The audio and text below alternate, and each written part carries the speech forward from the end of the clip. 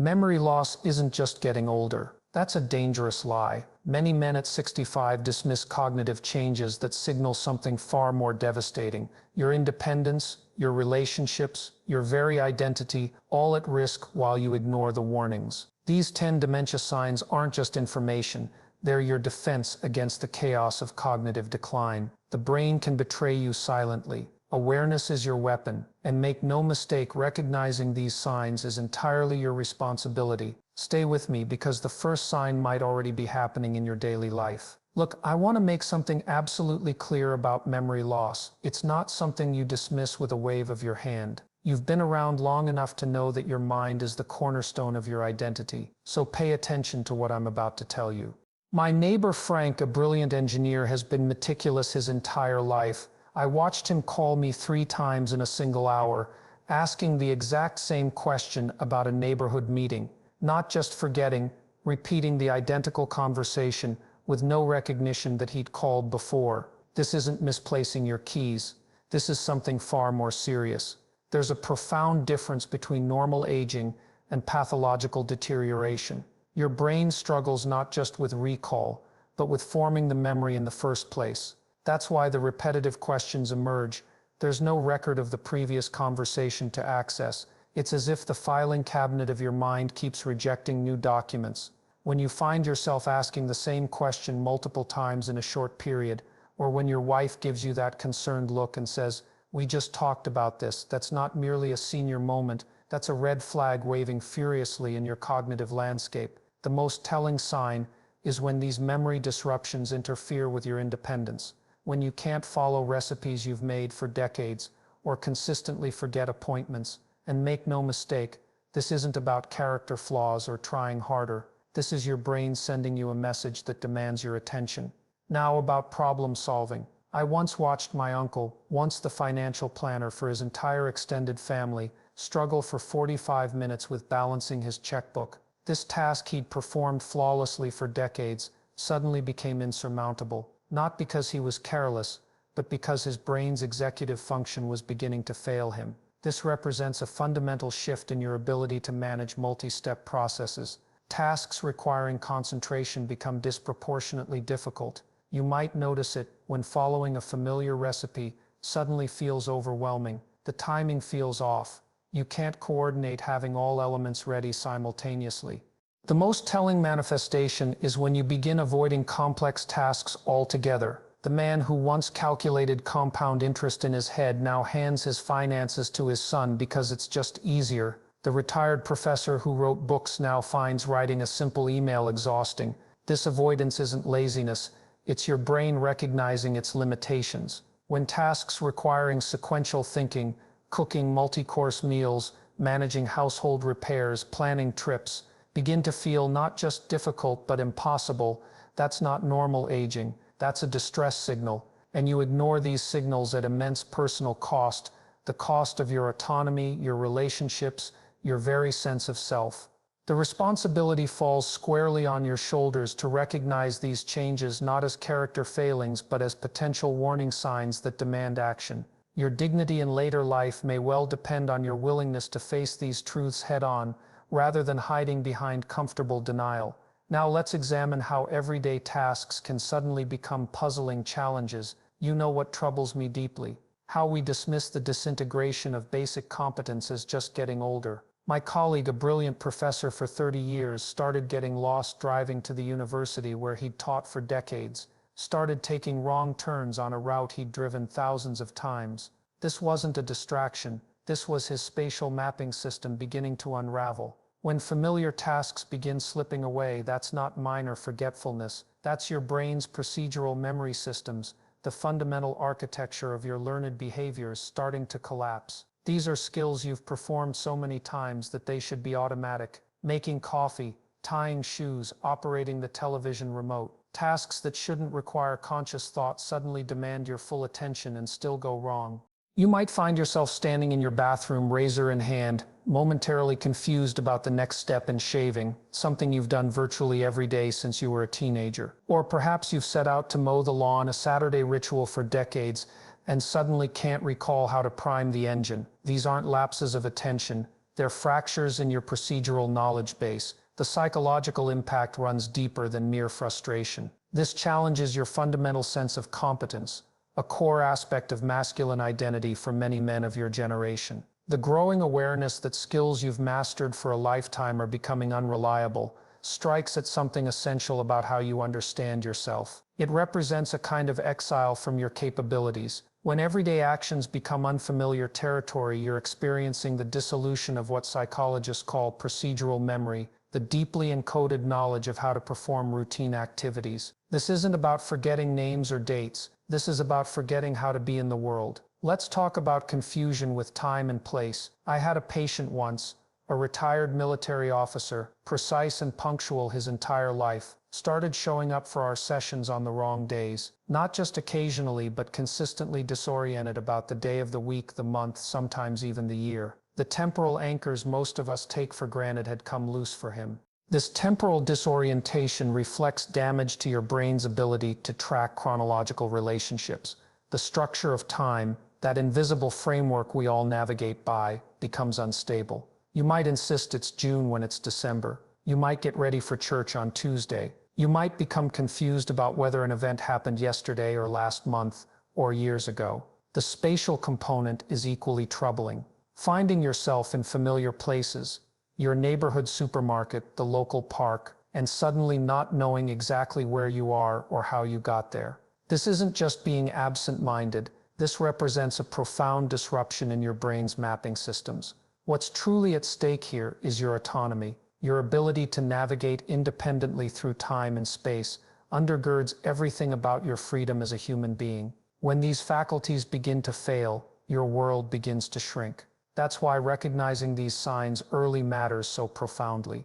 The responsibility falls on you to acknowledge when these patterns emerge, not with shame or denial, but with the hard-won wisdom of a man who's faced many challenges before. Your dignity depends not on pretending everything's fine when it isn't, but on confronting reality with the same courage you've shown throughout your life. Now let's examine how visual perception and language can reveal crucial warning signs. Here's where things get particularly insidious. My father-in-law, a brilliant architect for 40 years, suddenly couldn't read a blueprint. The spatial relationships, the proportions, the very visual language he'd spoken fluently his entire career became indecipherable to him, not because his eyesight had failed, but because his brain could no longer process what his eyes were seeing. This represents a profound disruption in how your visual cortex communicates with the interpretive centers of your brain. It's not about vision in the optical sense, it's about meaning-making. The ability to transform raw visual data into coherent information begins to fragment, and that fragmentation manifests in ways you might not immediately connect to dementia. You might find yourself struggling with depth perception, misjudging distances when driving or reaching for objects, or perhaps you have increasing difficulty recognizing faces, even of people you know well. Most telling is when you can no longer navigate visual spatial relationships effectively, when judging the distance between cars becomes hazardous, when parking becomes extraordinarily challenging, when you can't quite arrange objects in their proper relationship to each other. What's happening psychologically is the breaking down of your brain's interpretive frameworks. The raw visual data still enters through your eyes, but the machinery that transforms that data into meaningful patterns begins to fail. This isn't about effort or attention, it's about neural pathways becoming compromised. This challenge to your perceptual capabilities strikes at something fundamental about human experience. We navigate our world primarily through vision. When that navigation system becomes unreliable, your confidence in moving through space, in being an independent agent in the physical world, begins to erode, and that erosion has profound implications for your sense of self. Now, about language problems. I had a colleague, a brilliant orator, who could hold an audience spellbound for hours, who began losing words in the middle of conversations, not occasionally, but consistently. The names of common objects would simply vanish. Hand me that thing, for writing. A pencil. He couldn't recall the word pencil. This word-finding difficulty represents a breakdown in your semantic networks, the interconnected web of meanings and associations that underlie language. It's not about intelligence or education. It's about access to the very tools of thought and communication, and it manifests in ways that might seem subtle at first but become increasingly disruptive. You might find yourself using generic terms thing or stuff instead of specific nouns, or perhaps you describe objects by their function rather than their names, the thing you cook with instead of pot. Most telling is when conversation becomes laborious, when you find yourself constantly searching for words that should come easily, when you begin avoiding complex topics because the linguistic demands feel overwhelming. What's truly at stake here is your ability to connect meaningfully with others. Language is the primary vehicle of human relationships. When that vehicle begins to fail, social connections become increasingly difficult to maintain. Conversations become frustrating rather than fulfilling. The give and take of normal interaction becomes a minefield of potential embarrassment. The responsibility falls on you to acknowledge these changes not as character failings but as potential warning signs. Your dignity, your very sense of self, depends on facing these challenges with clarity rather than denial. This isn't about surrendering to fate. It's about recognizing reality so you can respond effectively. Now let's examine how misplacing objects and impaired judgment reveal the progression of cognitive decline. I had a friend, a federal judge for 30 years, meticulous, precise, who began losing his keys constantly, not occasionally misplacing them, but finding them in places that made no logical sense whatsoever. The refrigerator, the linen closet, places where keys have no reasonable purpose. This wasn't absent-mindedness. This was his brain's organizational systems breaking down at a fundamental level. This represents a disruption in what neuropsychologists call semantic mapping, your brain's ability to associate objects with their appropriate locations. It's not simply forgetting where you put something, it's putting things in places that violate their functional logic, and then having no ability to reconstruct your thought process to find them again. You might notice yourself discovering your wallet in the bathroom cabinet, or your glasses in the sugar bowl, or your checkbook in the garage. Most telling is when you not only misplace items but have no strategy for finding them again, when the usual mental backtracking that helps us locate lost objects becomes impossible, when you can't retrace your steps because those steps have left no cognitive footprint. What's happening psychologically is not mere forgetfulness but a breakdown in your brain's categorization systems. The associations between objects and their proper context begin to dissolve. This isn't about memory in the conventional sense, it's about the organizational architecture of your mind. And when that architecture begins to crumble, the practical implications for independent living are profound. This disruption strikes at something essential about human functioning, our ability to maintain order in our physical environment. When you can no longer reliably manage your possessions, your sense of control over your life begins to erode. And that erosion can be devastating to your sense of competence and self-sufficiency. Now, about judgment and decision-making.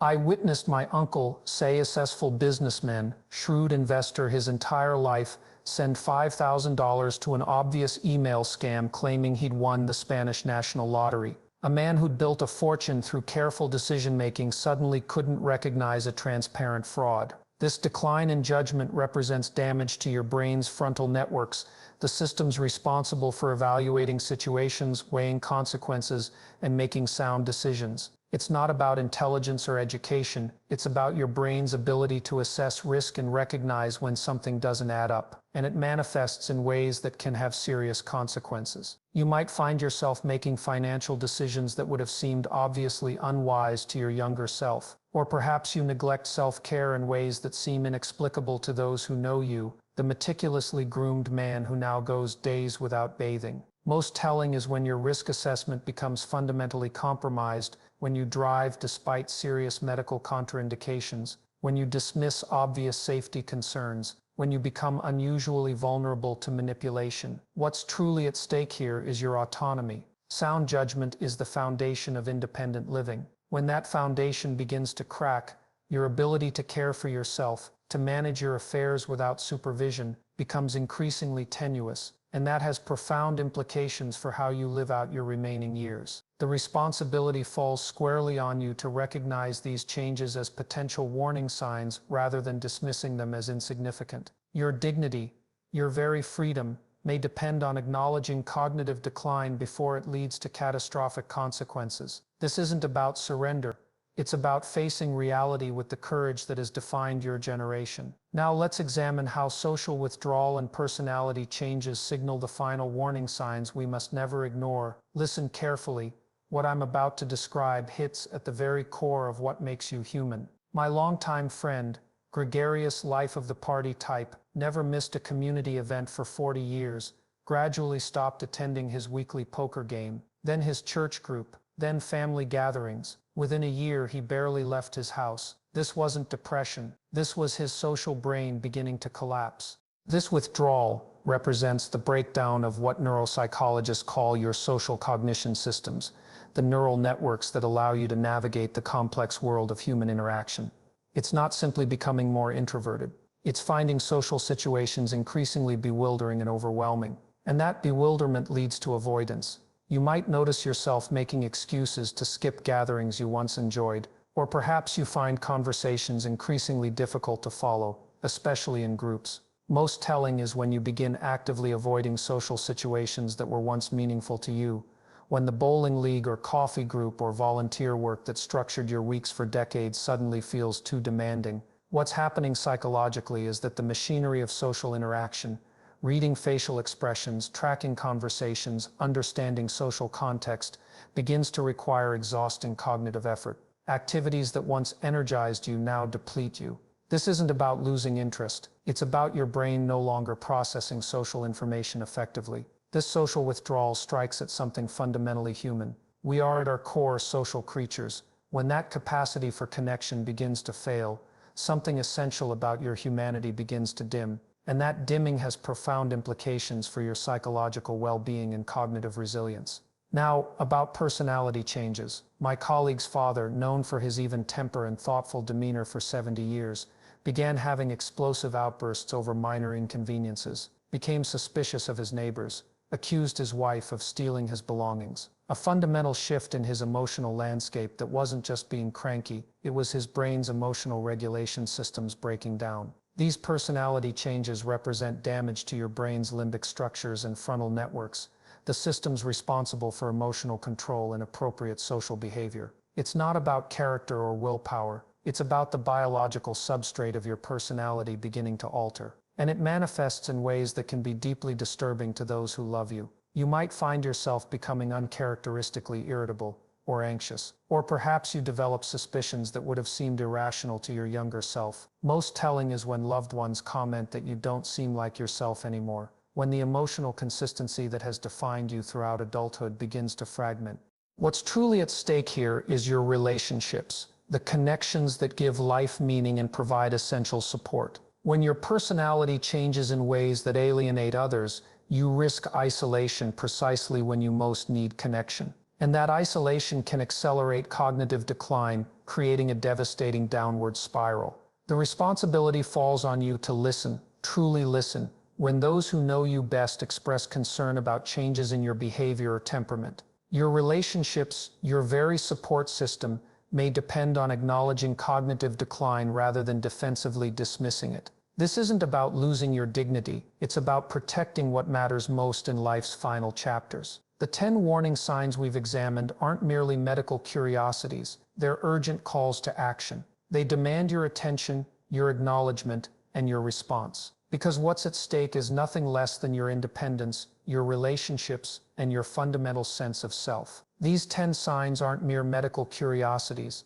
They represent the fragile boundary between autonomy and dependence. Recognizing cognitive decline isn't admitting defeat, it's an act of profound courage. The man who faces reality squarely possesses more dignity than the one who hides behind comfortable lies. The chaos of unchecked dementia consumes not just memories but identities. It erodes not just abilities but relationships. While the ordered response, early intervention, proper support, honest communication, creates the possibility of meaningful years even in decline, the question before you isn't whether your mind will change with age, it will. The real question is whether you'll face that transformation with the same courage that defined your youth. Will you burden those you love with your denial, or will you honor them with your clarity? The choice, as always, remains yours.